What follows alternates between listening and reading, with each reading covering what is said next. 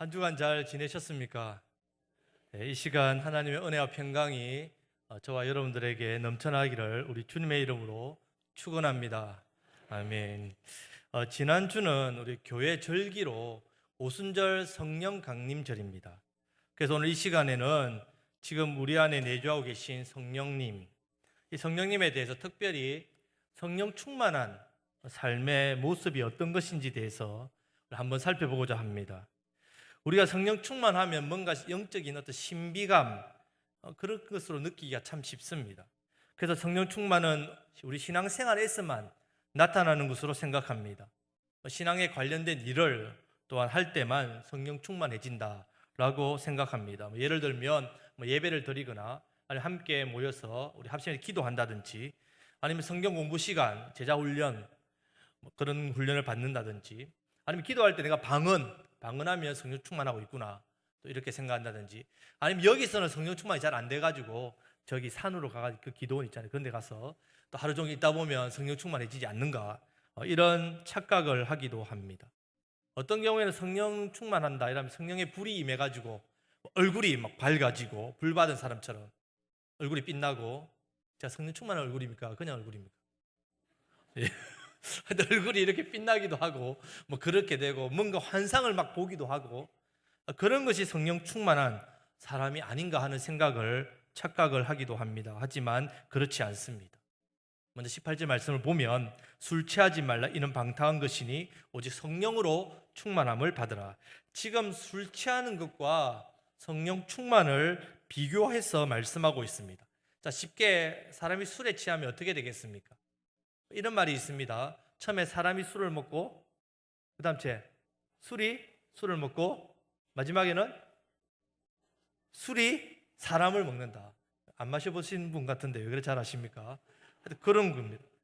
찌가 하루는 술독에 빠졌습니다. 술독에 빠졌는데 찌가 이제 술독에 나오면서 야 고양이들 다 나와 이랬습니다. 술 취하면 이래 됩니다. 그러니까 술에 취한다 이런 말은 내 마음대로 내 뜻대로 내 감정대로 내 생각대로 안 되고 술에 의해서 지배를 받게 되는 것을 말합니다. 자, 마찬가지입니다.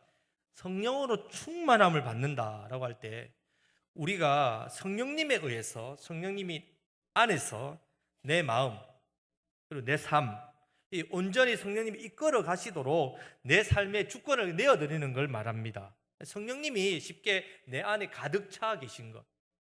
그럼 왜 성령님이 우리 안에 가득 차야 됩니까? 우리의 마음은 그냥 빈 상태로 있지 않습니다. 성령님이 가득 차 있지 않으면 뭘로 가득 차 있냐면 죄의 본성으로 가득 차 있습니다. 죄의 본성이 우리 안에 가득 차 있기 때문에 우리는 죄의 습성이 있고 또 죄의 습관이 있고 죄의 본능이 우리 삶 가운데 있는 겁니다. 그래서 자연스럽게 습관적으로 죄를 짓습니다.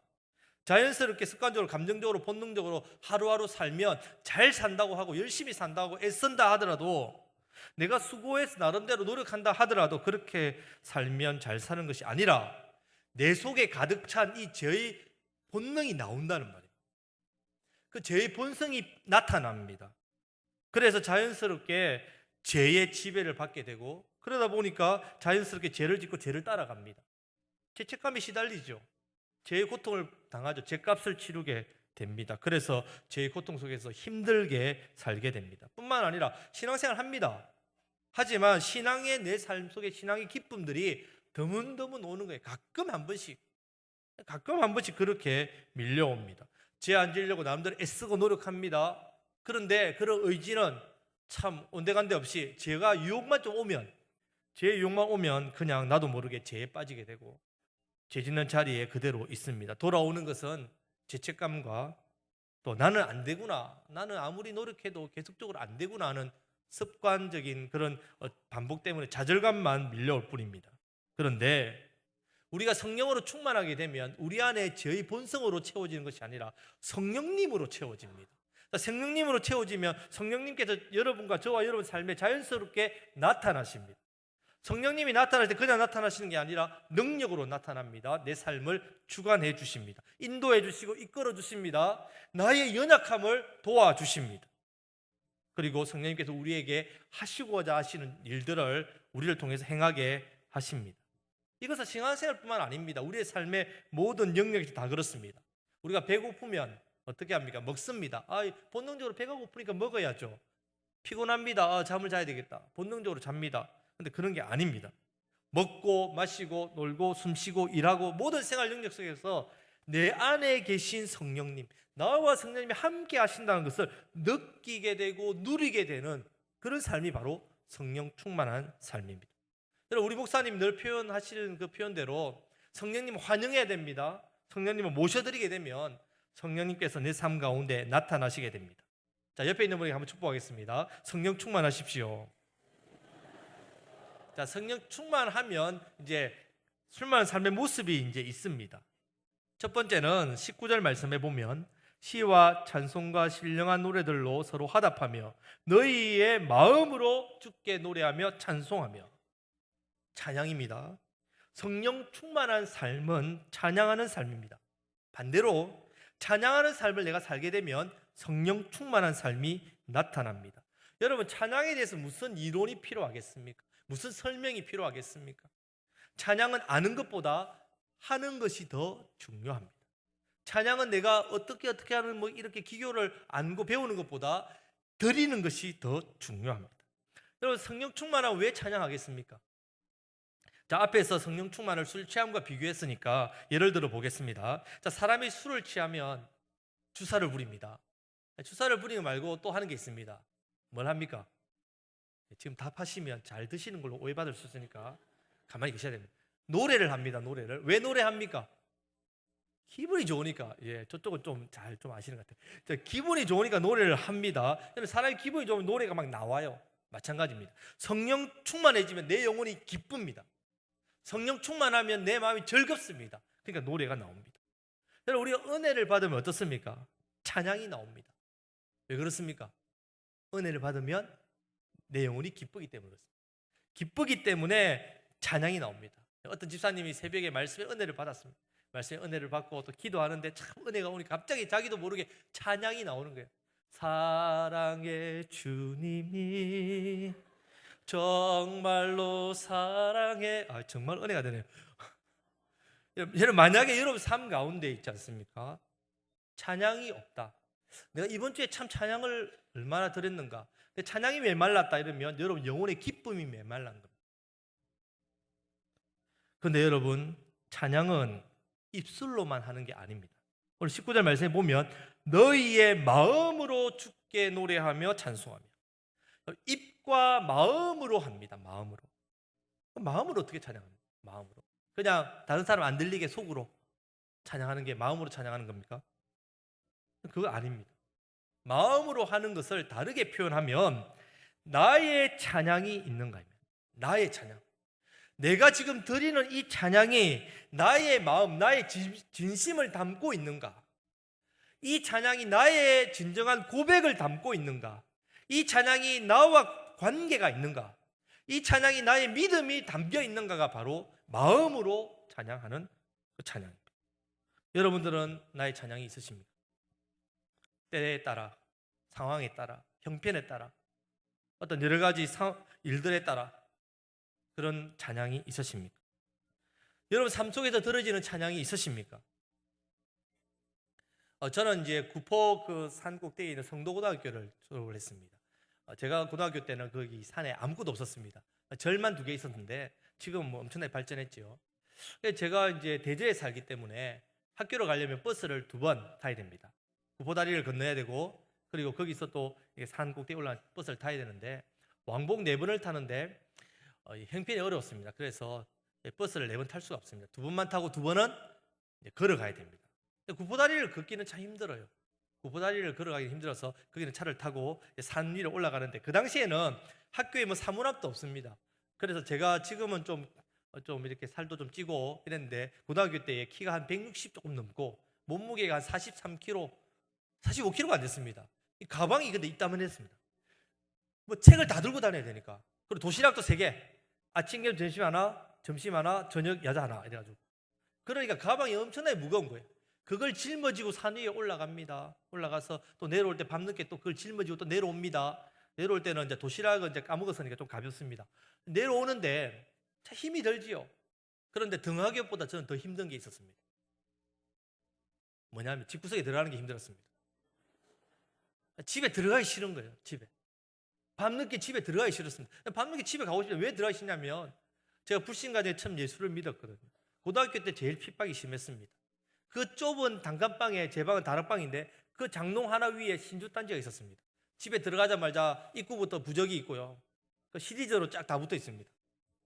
그러니까 집에만 들어가면 영적으로 눌리는 겁니다. 안 그래도 학교 갔다 와서 피곤한데 영까지 눌리니까 내 마음이 눌리고 답답하고 무기력해지고 누우면 막 가위가 눌리는 것 같고 막 귀신이 들어붙는 것 같고 막 사람이 너무 힘든 거예요. 그래서 집에만 들어가려고 하면 스트레스가 엄청나게 됩니다.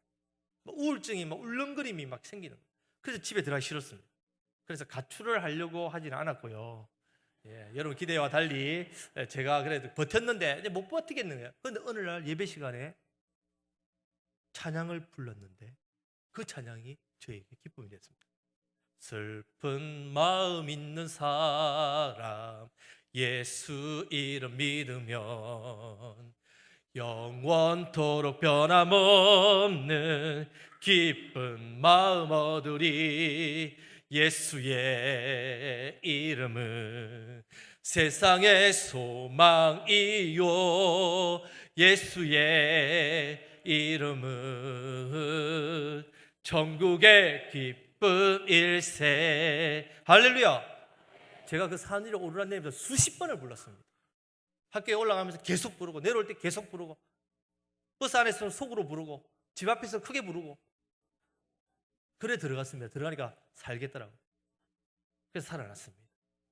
제가 2주 전에 우리 교구의 집사님 모친이 95대신데 95 모친 장례식을 침례를 했습니다. 그래서 모친이 살아생전에 좋아하시는 찬양이 무엇입니까? 했더니 301장이라고 했어요. 그래서 장례식장에서 불렀습니다. 지금까지 지내온 것 주의 크신 은혜라 한이 없는 주의 사랑 어찌 이루 말하랴. 자나깨나 주의 손이 항상 살펴주시고 모든 일을 주 안에서 형통하게 하시네. 몸도 맘도 연약하나 세임받아 살았네. 물 붓듯이 부으시는 주의 은혜 족하다. 할렐루야. 이 찬양을 장례식장에서 함께 부르는데요, 이 95 되신 어머님의 믿음이 느껴지는, 고백이 느껴지고 삶이 보입니다. 이 어머니가 진정 성령 충만한 삶을 사셨구나. 이 찬양의 고백이 그동안 평생 살아왔던 자신의 믿음과 삶이었다는 사실, 정말 은혜를 많이 받았습니다. 성도 여러분, 찬양은 이 땅에서 끝나는 게 아닙니다. 이 땅에서로 끝나는 게 아닙니다. 다른 것들은 천국 가면 다 없어집니다. 믿음, 예수님을 이렇게 배우는데 믿음이 무슨 필요가 있겠습니까? 소망 무슨 필요가 있겠습니까? 사랑하면 되니까. 찬양은요 여러분, 이 땅에서 영원토록 끊어지지 않습니다. 천국에서도 영원토록 끊어지지 않는 것이 바로 찬양입니다. 여러분, 성령 충만한 삶의 모습은 바로 찬양하는 삶입니다. 반대로 찬양하는 삶을 살게 되면 성령 충만한 삶이 됩니다. 날마다 찬양이 끊어지지 않고 입과 마음으로 나의 찬양, 입과 마음으로 찬양하시는 저와 여러분들이 다 되시기를 간절히 바랍니다.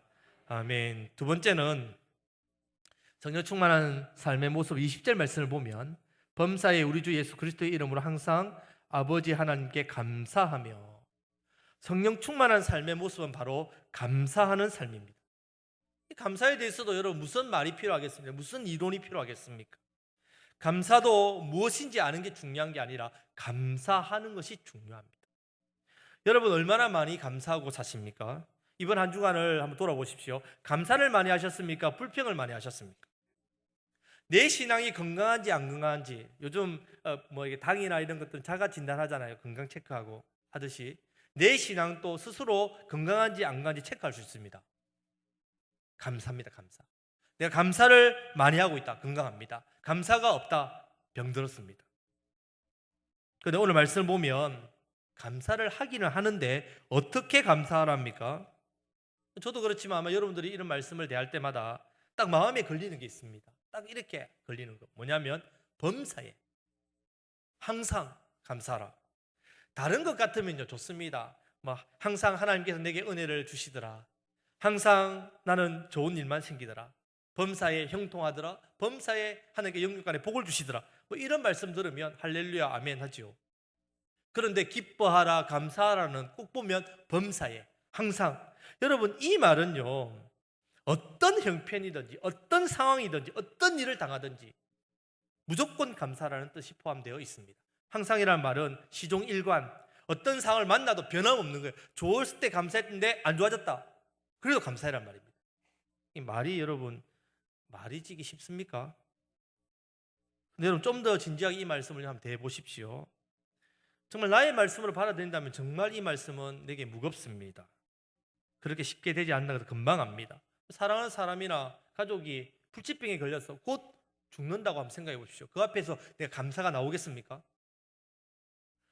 사업을 잘하고 있는데 어느 날 어려움 만나 부도를 만난다. 감사가 되겠습니까? 내가 오랫동안 아픈데 계속하는 기도했습니다. 주님 낫게 해주십시오. 그런데 낫기는커녕 더 악화되면 감사가 되겠습니까? 여러분 자녀가 시험도 뭐 엉망으로 시험 치고 뭐 취직도 안 되고 또 뭐 엄마 아빠가 너무 좋다고 마흔이 넘었는데도 집에 붙어가지고 안 가고 결혼도 안 하고, 그럼 감사가 되겠습니까? 여러분 여기서 이 감사, 좋았을 때 누구들 감사가 안 되겠습니까? 그런데 범사에 항상이라니까요. 항상. 저는 저와 여러분이 이런 입장에서 이 말씀을 보아야 됩니다. 제가 왜 이렇게 이 말씀을 드리냐 하면 내 의지, 내 감정, 내 뜻, 내 생각대로 절대로 범사에 항상 감사가 안 됩니다. 성령 충만해야만 우리가 감사가 가능합니다. 그런데 반대로요, 감사하는 삶을 내가 이렇게 살게 되면 성령 충만한 삶이 점점 됩니다. 그렇기 때문에 우리는 감사하는 삶을 연습해야 됩니다. 연습. 이 감사를 훈련해야 됩니다. 그냥 자연스럽게 감사가 안 되기 때문에 이 감사에 대해서 내가 훈련을 해야 됩니다. 그러면 점점 감사의 삶이 회복되다 보면 성령 충만한 삶을 계속해서 살 수 있습니다. 저는 이 사익동 교회에 와서 참 감사한 게 있습니다. 매주 감사합니다. 매주 감사. 제가 전에 있던 교회에서는 감사헌금을 2주마다 한 번씩 했거든요. 여기 와서는 매주 감사해야 돼요. 매주. 그래서 매주 감사헌금을 합니다.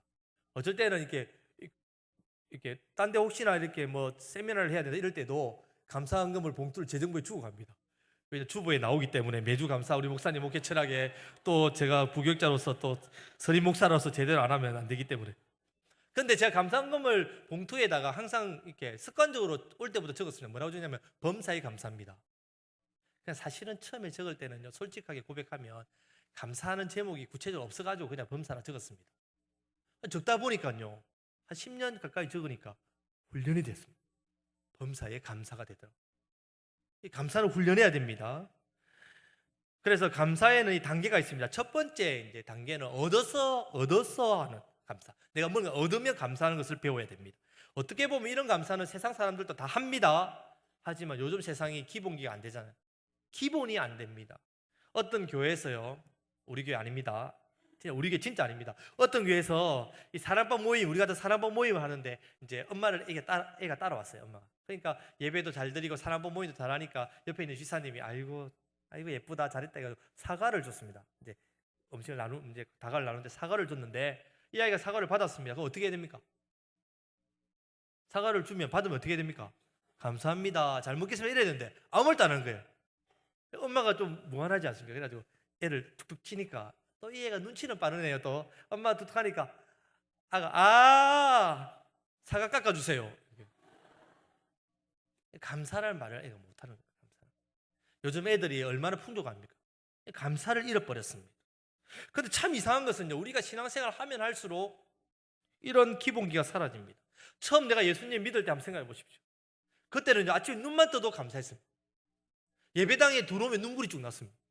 찬양 한 곡만 배워도 너무너무 기쁘고 기도만 해도 막 얼마나 감사하고 말씀을 들어도 이 말씀 너무너무 감격스럽고 감사하고 눈만 뜨면 감사, 잘 때 감사, 감사밖에 없었는데 어떻게 우리가 신앙생활을 점점 하면 할수록 왜 그런지 많이 받아서 그렇습니까? 받는 게 당연합니까? 그냥 이제 너무 많이 받다 보니 당연해서 그렇습니까?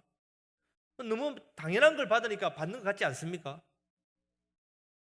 여러분, 감사를 회복하셔야 됩니다.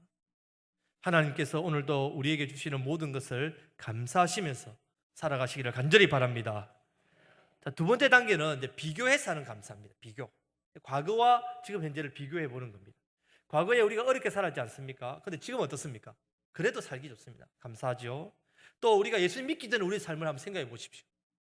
예수님 믿고 나서 하나님 자녀가 된 우리의 모습을 생각해 보십시오. 얼마나 감사합니까?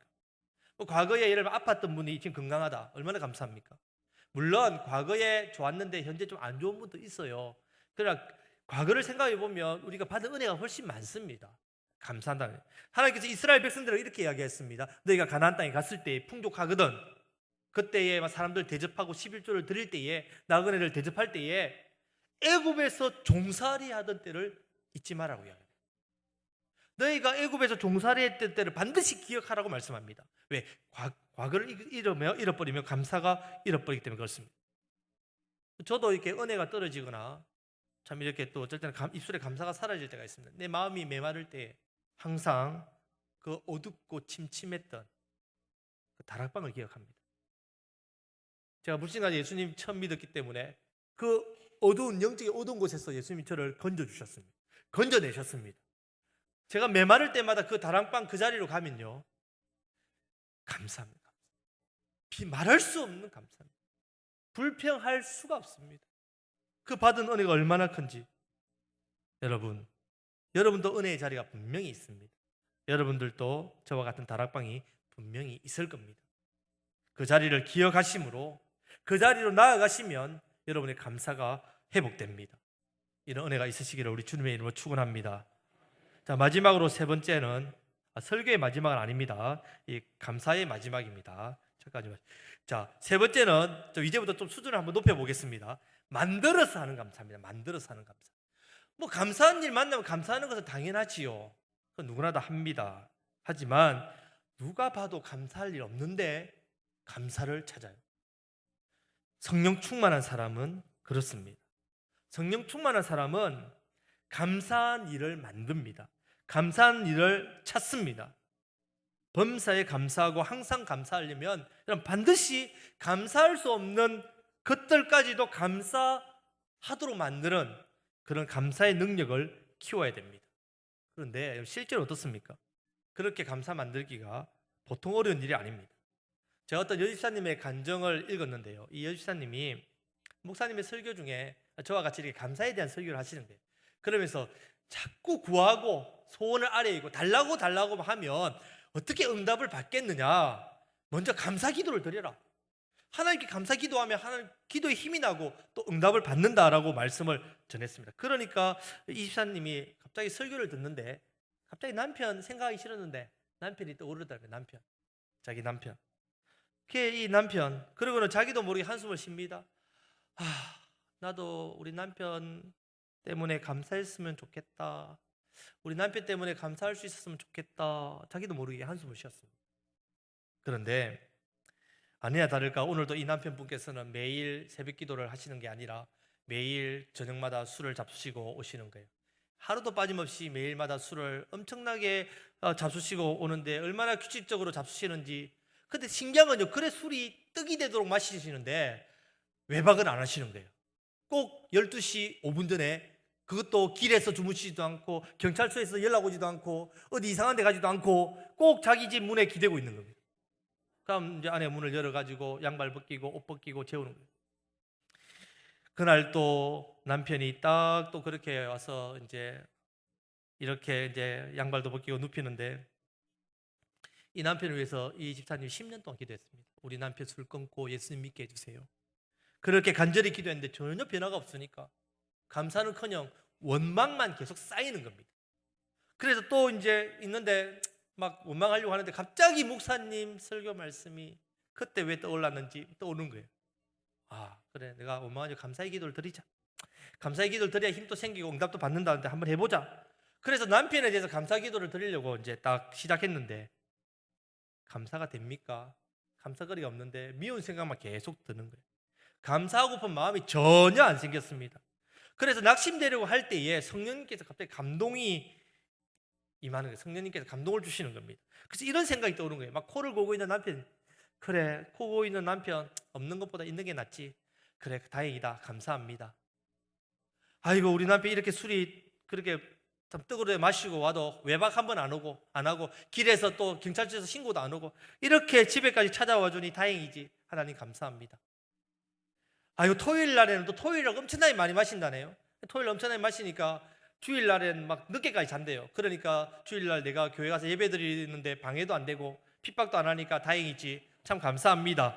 자기가 이렇게 기도하다 보니까 막 여러분처럼 막 웃음이 나오는 거예요. 자기도 모르게 막 웃고 있는데 이 남편이 이제 자다가 이제 목이 마르니까 깬 거예요. 깨가지고 물 먹는다 찾는데 옆에 아내가 뭐 기도하는 것 같은데 킥거리고 막 있는 거예요. 그래서 너무 신기해가지고 치면서 뭐가 그래 좋노? 뭐가 그래 뭐 즐겁길래 그래 웃고 웃으면서 그렇게 기도하노? 이러니까 갑자기 진짜 놀란 겁니다. 놀랬는데 자기도 모르게 그냥 말이 툭 튀어나왔는데 당신 같은 남자와 사는 것이 감격스러웠어요. 그래서 웃었어요. 이런 거예요. 이 남편이 순간 당황을 해가지고 얼마나 감동됐지. 나도 다음 주부터 교회 나갈게. 그래서 이 부부가 그때부터 신앙생활을 했다고 합니다. 물론 이런 간정, 여러분 감사로 팔자 고친 사람 참 많습니다. 감사해가지고 팔자 고친 사람, 저도 감사해서 팔자 고친 사람 중에 한 사람이지만 여러분 감사를 잘해서 팔자 고치는 일이 엄청나게 많습니다. 여러분 성령 충만한 사람은요 어떠한 상황 속에서도 감사의 제목을 찾습니다. 그렇기 때문에 항상 범사에 감사는 감사가 됩니다. 이것은 저절로 되는 게 아닙니다. 반드시 성령 충만해야 됩니다. 여러분 우리가 왜 날마다 하나님의 은혜를 구합니까? 하나님 제게 은혜를 주십시오. 왜 이런 고백을 합니까? 은혜를 받아야 여러분들 삶에 있는 문제, 어려운 상황 속에서도 감사의 제목을 발견할 수 있기 때문에 그렇습니다. 우리가 은혜를 받아야, 은혜의 눈을 봐야 감사를 찾을 수 있기 때문에 우리는 은혜를 받아야 됩니다. 감사가 만들어집니다. 감사가 힘입니다. 감사가 약방의 감초입니다. 여러분 모든 은혜와 하나님의 역사하심, 그것을 만들어내는 가장 기본적인 재료가 뭐냐? 바로 감사입니다. 감사가 있어야 역사가 일어나고 감사의 재료가 있어야 은혜가 임합니다. 여러분들의 삶에 하나님께 주시는 평안과 기쁨의 시작이 바로 감사입니다. 만약 감사를 잃어버리면 모든 것을 다 잃어버렸다 해도 과언이 아닙니다. 아마 여러분들이 이런 이야기를 한번 들어보셨을 겁니다. 돈으로 침대는 살 수 있으나 잠은 살 수 없고, 돈으로 음식은 살 수 있으나 식욕은 살 수 없고, 돈으로 집은 살 수 있으나 가정은, 행복은 살 수 없고, 돈으로 약은 살 수 있으나 건강은 살 수 없고, 돈으로 쾌락을 살 수 있으나 행복은 살 수 없고, 돈으로 십자가는 살 수 있으나 구세주는 살 수 없고, 돈으로 땅은 살 수 있지만 천국은 살 수 없습니다. 하지만 감사의 돈으로는 다 삽니다. 감사의 화폐로는요 이 모든 것을 다 살 수 있습니다. 여러분 무엇보다도 우리는 예수님 때문에 감사하지 않습니까? 우리 예수님 때문에 항상 범사에 감사하시기를 바랍니다. 어릴 때 뇌성마비로 온몸이 장애를 입은 송명희 시인, 여러분 잘 아실 겁니다. 이 송명희 시인이 이렇게 고백합니다. 나는 왜 날 이렇게 만들었냐고 하나님께 원망을 했다. 그런데 그분이 나를 왜 이렇게 만드는지를 내가 깨닫고 나서부터 감사를 하게 되었다. 인생이 얼마나 장수하고 얼마나 많은 것을 누리고 즐기고 많은 일을 하는가, 그것이 가치가 아니라 어떻게 사느냐가 가장 소중한 것이라는 걸 알게 되고부터 나의 장애가 결코 감사하지 못할 그런 선물이 아니었음을 알았다라고 고백했습니다. 그리고 그가 지었던 복음 시가 바로 찬송가, 복음소로 바뀐 나 가진 재물 없으나, 나 남에게 있는 건강 있지 않으나, 나 남이 가진 거 못 가졌지만 공평하신 하나님, 나 남이 갖지 못한 걸 가졌네, 나 남이 듣지 못한 음성 들었네, 나 남이 보지 못한 걸 보았네. 공평하신 하나님이라고 고백하지 않습니까? 바로 예수님만으로 성령 감사하는 성령 충만한 사람입니다. 예수님만으로 감사하는 성령 충만한 사람이 바로 송명이십니다. 범사에 우리 주 예수 그리스도 이름으로 항상 아버지 하나님께 감사하시는 성령 충만한 삶을 사시는 저와 여러분 다 되시기를 우리 주님의 이름으로 축원합니다. 아멘. 이제 마지막으로 세 번째 21절 말씀에서 그리스도를 경외함으로 피차 복종하라. 성령 충만한 삶의 모습은 바로 그리스도를 경외하는 삶입니다. 여러분, 만약에요 우리가 하나님께서 우리와 함께 하시는 것을 우리가 눈으로 본다면 어떻게 되겠습니까? 지금 이 자리에 예배드리는데 하나님께서 여기 앞에 앉아 계십니다. 어떻게 되겠습니까? 하나님께서 여기 앞에 앉아 계십니다. 어떻게 되겠습니까? 물론 하나님 보면 뭐 죽는다라고 뭐 이렇게 신학적으로 이야기하지 마시고, 지금 하나님께서 우리 눈앞에 계시다면 여러분들이 여러분 마음대로 제 본성대로 죄지을 수 있겠습니까? 여러분 하고 싶은 말 다 하겠습니까? 여러분 하고 싶은 행동 다 하겠습니까? 여러분들 아까 생각하고 있겠습니까? 절대 감히 그럴 수 없다는 겁니다. 하나님께서 눈앞에 계시면, 보이면 절대로 우리는 그렇게 할 수 없습니다. 여러분, 이것이 바로 경외입니다. 경외는 공경하고 두려워한다는 뜻입니다. 그런데 경외를 다르게 표현하면 나와 함께 하시는 성령님을 눈으로 볼 수 있는 것이 바로 경외입니다. 우리가 왜 성령 충만해야 됩니까? 성령 충만해야만 영의 눈으로 성령님께서 우리와 함께 하시는 것을 볼 수 있기 때문에 그렇습니다. 성령 충만해야만이 성령님이 나와 함께 하시는 것을 내가 보기 때문에 그런 사람은 하나님을 경외하게 되어 있습니다. 너무나도 당연한 거 아닙니까? 그럼 직장에서요 사장님이 여러분 앞자리에 앉아 계시다고 생각해 보십시오. 그 직원이 일을 어떻게 하겠습니까? 내 눈앞에 사장님이 딱 계시다. 어떻게 일하겠습니까? 대충 하겠습니까? 농땡이 치면서 하겠습니까? 절대로 그럴 수 없지요. 아마 죽을 똥 살 똥 모르게 일을 할걸요.